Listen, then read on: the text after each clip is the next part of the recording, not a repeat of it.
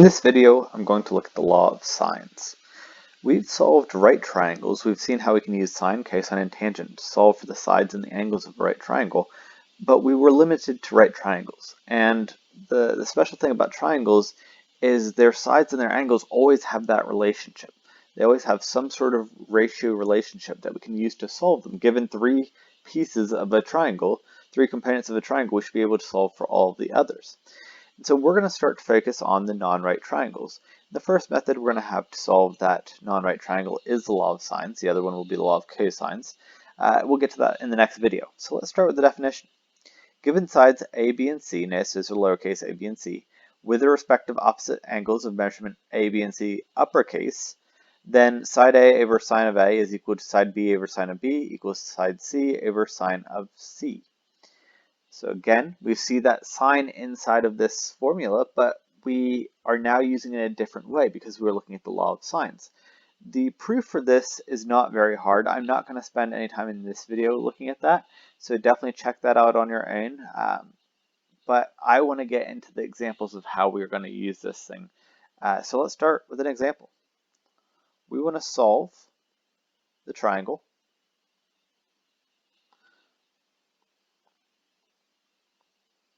with measurements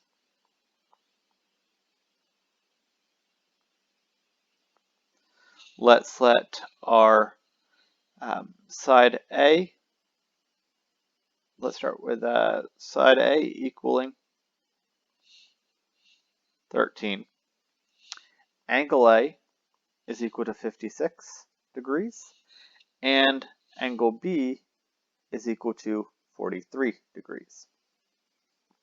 Now the first thing that I always recommend doing is drawing this thing out. So let's draw ourselves a triangle. We know that's not a right triangle, so I'm just going to draw just a random triangle. I don't know exactly how the proportions look right now, and that's fine. I do know that I have two angles and I have a side. And notice that we have two angles and a side that are across from one another. To be able to use the law of sines, we have to have a known pairing. So if I have little a, I have to have big A. If I have little b, I have to have big B. I have to have some known pairing. And so let's go ahead and stick the 43 for the smallest angle, because that would have to be our smallest. Now, angle A, I know 56 is going to have to be the second biggest, and I'll talk about how I know that in just a second. And I know that 13 is across from that 56. And so one of the things that I'm doing when I'm drawing my picture is figuring out that order of things, trying to determine what is my largest angle, what is my smallest, where do they all fall. Obviously, the 43 is less than the 56, but how did I know that that was the second biggest? Well, there's one thing that is always true about the angles of a triangle, and that is that they all add up to 180.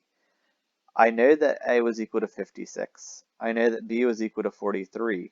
I don't know what angle C is yet, but if I were to solve this for C, meaning I take the 180, subtract the 56 and the 43, I'd find that angle C is equal to 81 degrees.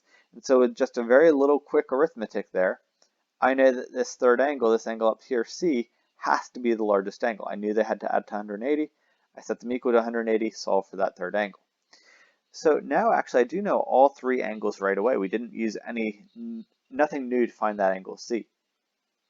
But I do want to find side C and side B, and this is where we're going to have to use that law of sines. But it is important to note that I do know exactly what the order is. I know that the C has to be the biggest, A is second biggest, and the B is the smallest. So let's go ahead and set up our law of sines. Doesn't matter which one I find first. I'm going to start with B just because we had B at the start. So I'm going to start with B. It doesn't matter. My law of sines says take my side, 13 in this case, set it over sine of the angle that's opposite from it. So remember, those have to be in pairing. Then side B, which we're looking for, over sine of 43. And I need to solve this. And so I'm going to multiply that sine 43 to the other side. 13 sine 43 over sine 56. And now I just type this into my calculator to approximate. And when I do that, I should get approximately 10.69. And I haven't left any units on the A, so this is unitless. But if the A was in feet, this would be in feet as well. If A was meters, this would be meters. Just want to make sure those are lining up. And then the last thing I still need is my side C. That was the last piece that we're looking for. Well, this 13 over sine 56, that is still a true ratio, so I can continue to use that if I want to. I could go ahead and use my b now that I have it and use the 10.69 over sine 43, but I always like to go back to the information I started with because I know that that was given to me correctly. Therefore, I didn't make a mistake as long as I wrote it down right. The 10.9 potentially, 10.69, potentially I've made a mistake in calculating that. So if I were to use that in this problem, in this part C, I would be basing my answer off a wrong answer. I didn't make a mistake, but if I had, it would be a wrong answer. So we'd have C over sine 81. Granted, we did have to calculate the 81, so we want to make sure that that is correct. And so when I solve this, same idea as before, I'm going to multiply that sine 81 over to the other side. And when I do that, I should get approximately 15.49.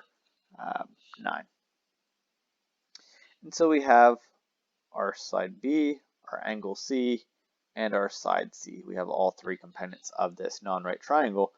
Notice I never used the Pythagorean theorem. A lot of mistakes I see are based on that, trying to use that Pythagorean theorem. I had side A, I found side B, I can't use side C, I can't use the Pythagorean theorem to find side C because that is based on a right triangle, which we said here we did not have. This was a relatively straightforward law of sines. We just plugged in, we got to our answer. And that was true because we had here what we call a side angle right triangle. I don't really care that you know the names of these. The key is that I had a side, I had its opposite angle, I had another angle. I don't care that you know it's side angle side or side angle angle. But we do want to be aware of the fact that we knew exactly from the start what the ratios looked like. I knew what had to be the biggest, I knew it had to be the smallest. That is not always going to be a given when we're doing these non-right triangle problems. Let's take another example. This one will have some different pieces. So let's say that side A is equal to 2.6, side B is equal to 1.9, and my angle A is equal to 50 degrees. And same instructions, I want to solve this triangle entirely, which means I want to find all of its pieces. So I'm going to start off the same way I did the last one. And let me not make it look so right. It is a non-right triangle, so just kind of getting an idea down on paper. If I look at this, I know that my side A is bigger than my side B, which means that angle A has to be bigger than angle B. So again, I'm pretty well comfortable in stating that my angle B should be the smallest. Let me get it on the smallest angle, not the second smallest. B has to be the smallest because even if B was really, really close to A, say it was 50, not quite there, but let's just round it up to 50. That would mean that we'd have angles of 50, 50. We still have 80 left. And so B can't be the second biggest, it has to be the smallest. And for the exact same logic, A, we know where A is going to fall in line. A is going to have to be that second biggest angle because there's just no way that A can be the biggest, right? Even like I said, if B is right next to it, if they're both 50, still leaves 80 degrees for C, which we don't know exactly what it is, but the smallest C can be is 80 degrees, and so it has to be the largest. So again, when I'm drawing out this triangle, one of the reasons I'm doing it is I'm using it to think about all the pieces and their relationships. I know that my C is the biggest, it's going to have the biggest side. I know that B is the smallest, A is in the middle. And that is important that we're thinking about that. We're going to see why in just a few examples. So next thing I'm going to do is set up my law of sines, because this time I can't just find the angle using the same technique I did last time. I'm kind of stuck. I have to set up my law of sines, and I'm going to have to solve, the only thing I can solve for this time is the B. I have A's, they are my known ratio. I have to have one other component of the other ratio, so I'm going to have to use my side B to solve for the angle B. Now, I'm going to set this one up slightly differently. That initial statement that A over sine A is equal to B over sine B, that is true. So those ratios are always true. If I were to flip both ratios, that still has to be true.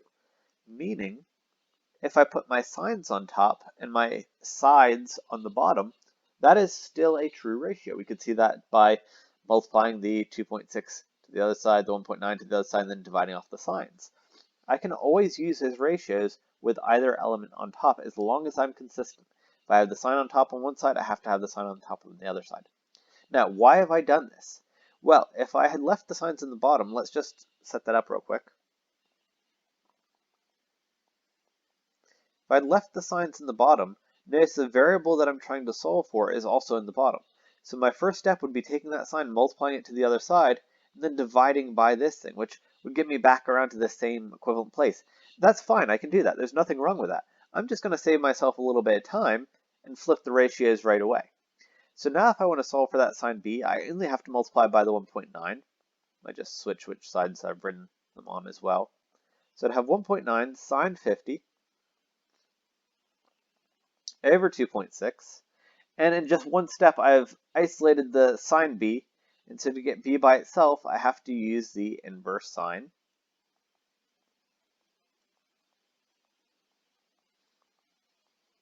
And when I type this in the calculator, my angle b would be approximately 30.04.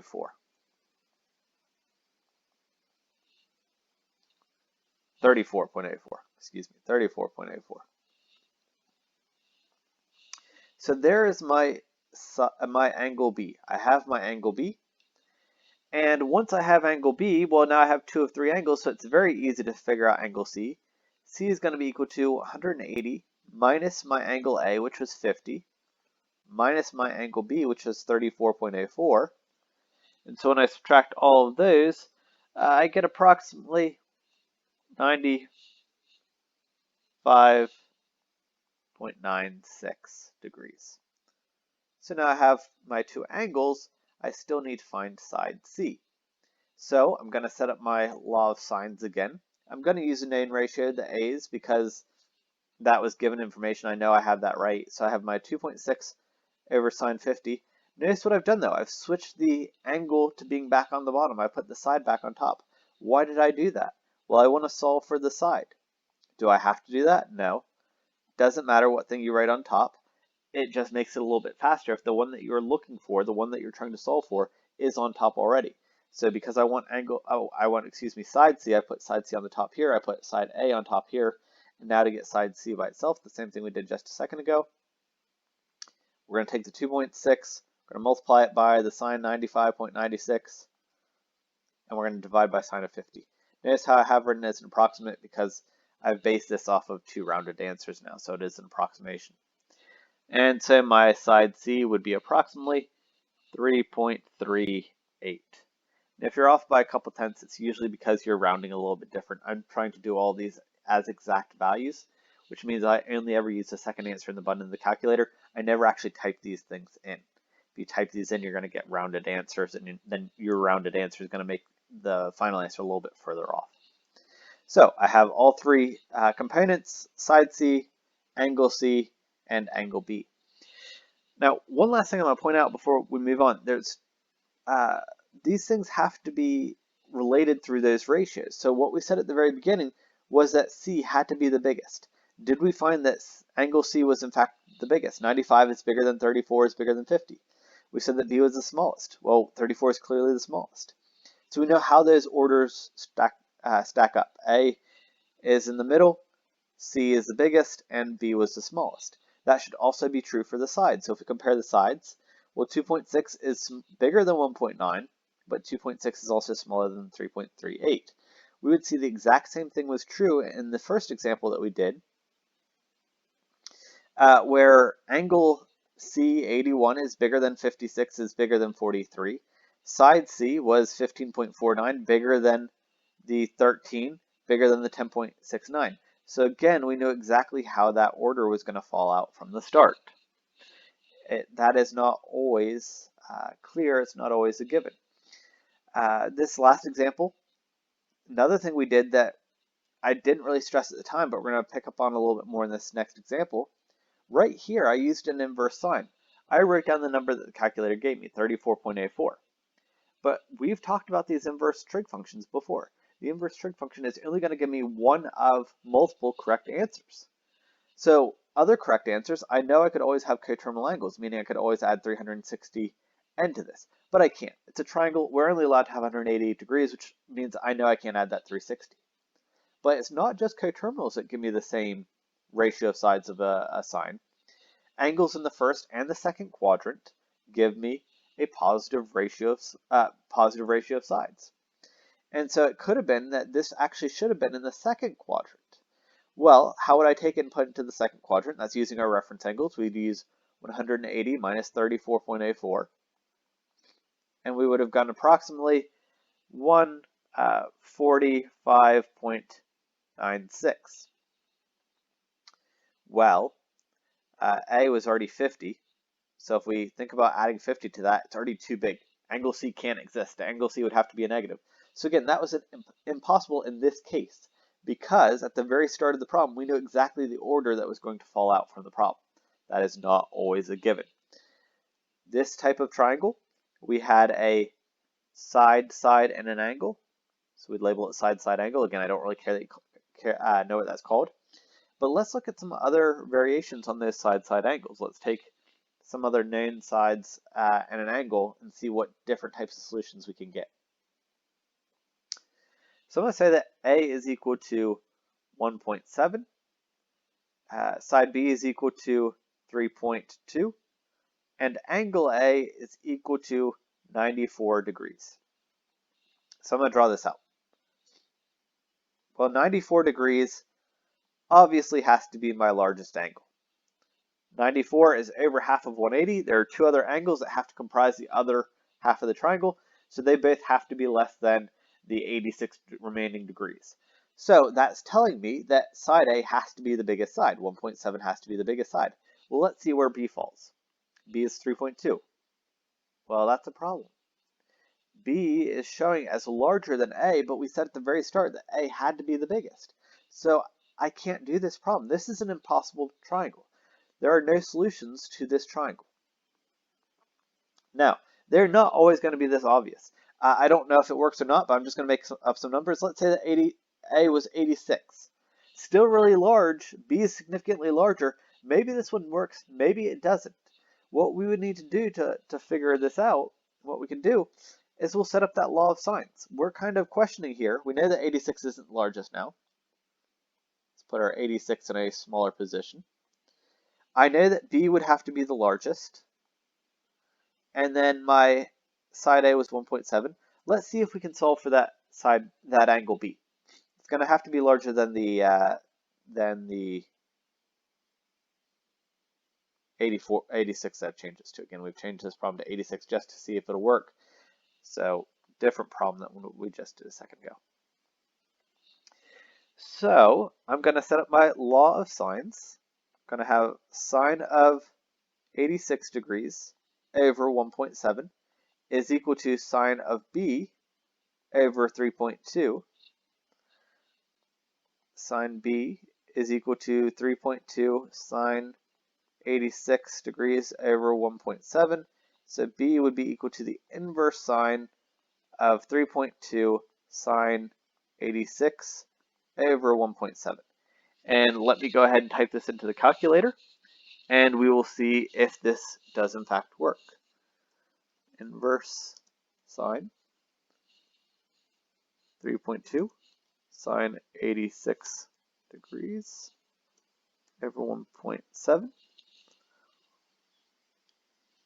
And when we do this calculation, what it's telling us is that we get an undefined value. Undefined value. This part, if we were to type this into the calculator, that would be a negative number, number I should say greater than 1 or smaller than negative 1. It should be greater than 1.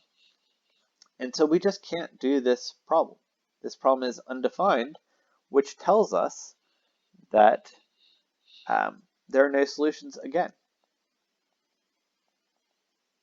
So this example was another side-side angle, like that second one we did up here. The second one, we figured out exactly how those ratios stacked up at the start. We saw that it was possible. We knew how they fell into line. This one here, the first time we tried to do it, the 94, we said right away it's impossible. We changed it to an 86. It wasn't immediately impossible to us. We didn't recognize that. But once we tried to do the math, we did that inverse sine, gave us an undefined answer, it gave us a domain error. And so we would say that there's still no solutions even for that problem. So far with the side-side angles, we've seen that we could have one solution, we could have no solutions. But there is a third option, so let's take a look at one more example. set A to be 6, B to be 9. So right away I see that side B is bigger than A. That means that angle B is going to have to be larger. And my angle A is 32 degrees. And so this time this is completely possible. If I were to sketch this out, make it a little less strange. My A is 32. Is that the smallest? Is it the second largest? I'm not sure. I know it's not the biggest because I know that 6 is smaller than 9. Let me stick it right here for a second. So this will be 6. And now the question is B, 9, is that the second largest or is it the largest? And I don't know. I'm going to stick it here for right now with a question mark because maybe it should really be over here. So as it stands, I'm treating B as the second largest angle and I'm saying that C has to be the largest. I don't know that that is true. I don't know where these things line up. And there's no way for me to tell that. There's nothing telling me that, hey, B is your largest side or C is your largest side. So right away, I'm starting this problem with a little bit of confusion. I'm starting this with a little uncertainty. Let's see where that uncertainty takes us. So first thing I have to do is I have to solve for that angle B. I'm going to set up my law of sines. I'm looking for an angle, so I'm putting the angles on top. Sine 32 over 6 equals sine B over 9. So when we get B by itself, we take the inverse sine. We would multiply 9 over to the other side, and we divide by 6. And that ratio does simplify, but I'm going to let the calculator do my work for me. And so we get B to be approximately 52.64 degrees. But like we talked about with that second example, I just used an inverse sine. I don't know that it's really not supposed to be in the second quadrant, and the calculator is just doing what you're supposed to do for an inverse, which is only give you the positive in the first quadrant. But that's not really what the problem was. The problem was, when is this sine equal to this ratio? So I don't know if it's supposed to be in the first or the second, and unlike the second problem, there's no way for me to look at this and say, well, B is definitely supposed to be the second largest because I know C is the biggest. We said at the start we didn't know that was true. So here there's going to be a second possibility for B. B might be the angle that is actually in the second quadrant, meaning the 27.36. I'm not sure which of the answers it is supposed to be, and so I'm going to have to solve both triangles. I'm going to start labeling this left-hand side as B1. That is the first option for what our triangle should look like. But then there's this whole other option over here, B2, that says it's actually 127.36. So we're going to have to solve both of these triangles. And in both cases, the next thing I'm going to solve is the C. And this is going to be an approximation because we're basing it off of B, which is an approximation. So C could be 180 minus 52.64 minus our A, which was 32. For the, I need to call this C1, excuse me, C1, the first possibility of C. We're still working on the one side over here. The first possibility of C is that C is actually an angle of 95.36, meaning C is the largest angle. That is a possibility. B, in this case, would be the second biggest. C is the largest. I still need to figure out what side C1 would be. So to do that, I'm going to set up my law of sines. I'm going to use that known ratio of 6 over sine 32 equals the C that we just found was the 95. That's our angle, 0.36. So C1, when we go to solve this, we'd multiply the sine over to the other side.